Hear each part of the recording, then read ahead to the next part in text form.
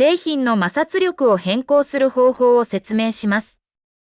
シミュレーション中に円柱が移動する際の軌跡を表示するように設定します。パート1で作成した円柱とスロープ、もしくはスタティック&ダイナミックフリクション、パート1アンダーラインアフター .vcmx をダウンロードし、開きます。円柱が宙に浮いている状態のため、スロープに円柱が置かれている状態にします。円柱を選択します。モデリングタブを開きます。コンポーネントグラフウィンドウのルートノードを選択します。円柱を水平にします。コンポーネントプロパティウィンドウの RX を0にし、X 軸を中心にした回転を0にします。RX のアイコンをクリックすると0になります。ツール、スナップを選択し、円柱をスロープの上面に移動します。シミュレーションを実行します。円柱がスロープ上を滑り落ちた後、床の上で止まります。シミュレーションをリセットします。シミュレーション中の円柱の一連の動作を可視化します。ロボットを使用することで、シミュレーション中の動作を可視化することができます。ホームタブを開きます。E カタログのタイプ別モデル、ロボッツを展開します。ビジュアルコンポーネンツを選択します。ジェネリックアーティキュラテッドロボットを追加します。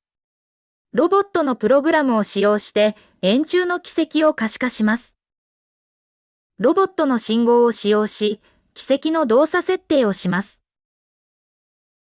コンポーネントプロパティウィンドウのアクション設定を展開します。シグナルアクションが表示されるため、出力で81を選択します。ジェネリックアーティキュラテッドロボットのシグナル81は、オントゥルーに総インボリュームオン、オンフォルスに総インボリュームオフがデフォルトで選択されています。総インボリュームは、指定したジオメトリーの軌跡を描画することができるため、デフォルトのままにします。総インボリュームオンのスウェプトジオメトリーにロボットがデフォルトで選択されています。スウェプトジオメトリーは、軌跡を描画したいジオメトリーを指定できます。ロボットではなく円柱の軌跡を可視化するため、ジオメトリーを変更します。入力エリアをクリックし、ジェネリックアーティキュラテッドロボットを削除します。プラスボタンの横のアイコンを選択し、3D ワールド上のコンポーネントをクリックして、ジオメトリーを選択できます。アイコンをクリックします。3D ワールドにマウスポインターを移動させると、選択できるノードを示す赤い境界線のボックスが表示されます。円柱を選択します。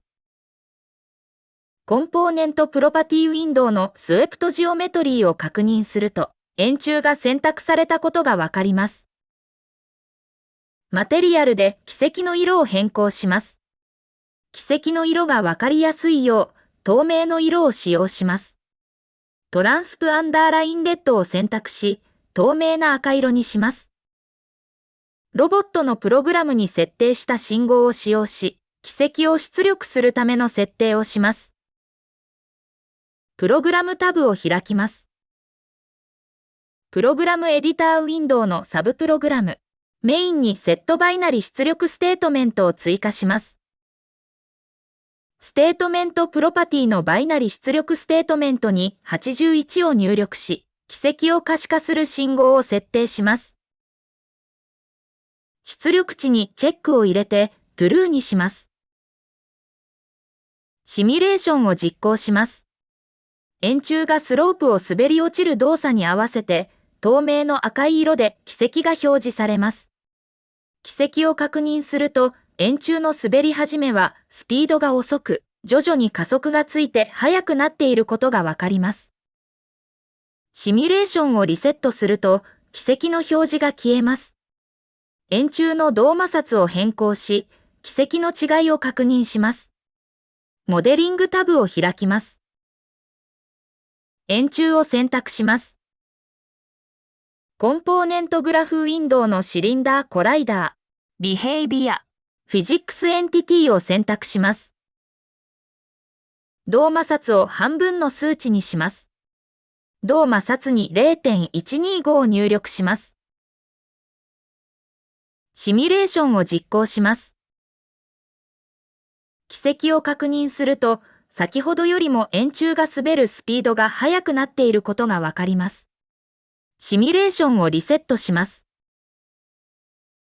動作の変化をわかりやすくするため、同摩擦に0を入力します。シミュレーションを実行します。軌跡を確認すると、先ほどよりもさらに円柱が滑るスピードが速くなっていることがわかります。また、摩擦が0になったため、円柱が止まるまでの距離が長くなっています。シミュレーションをリセットします。軌跡の変化をわかりやすくするため、シミュレーションをリセットした後も軌跡が残るようにします。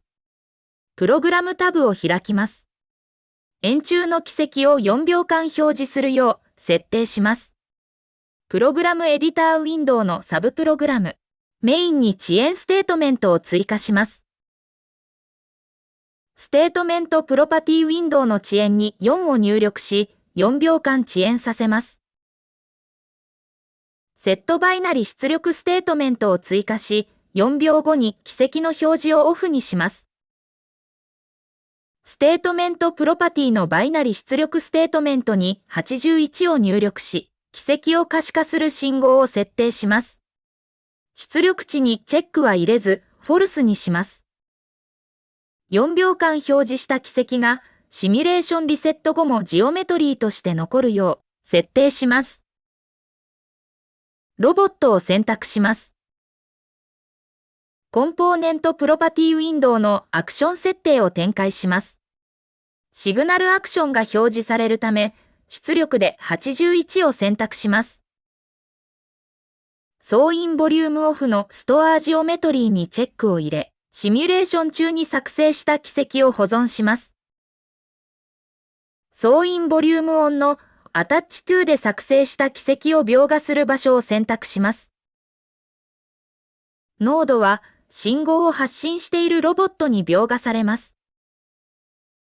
クローゼットはツールフレームを使用して、信号を発信しているロボットによって検出されるコンポーネントに描画されます。ニューコンポーネントは新規コンポーネントに描画されます。通常はニューコンポーネントを選択します。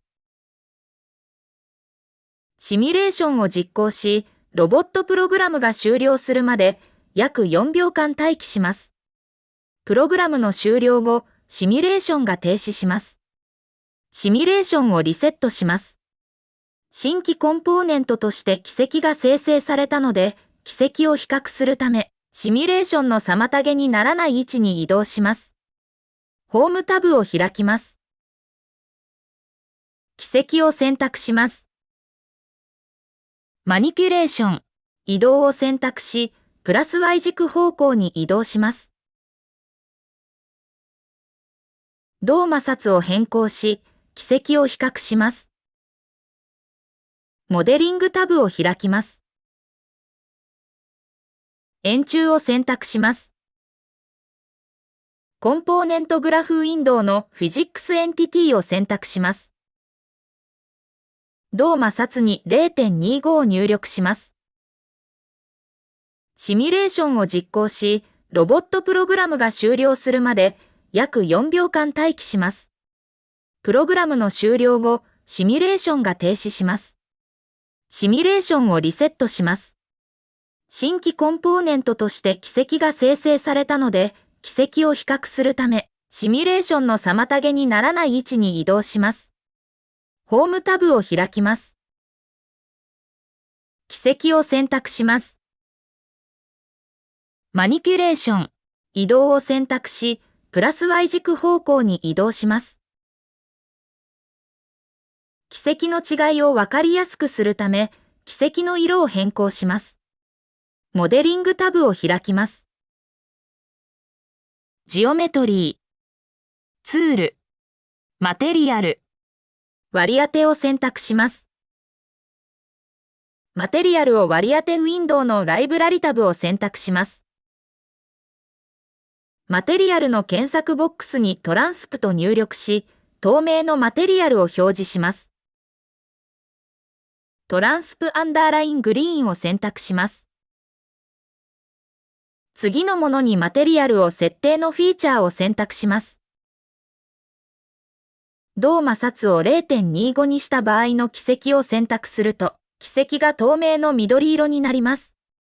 製品の摩擦力を変更する方法についての説明は以上となります。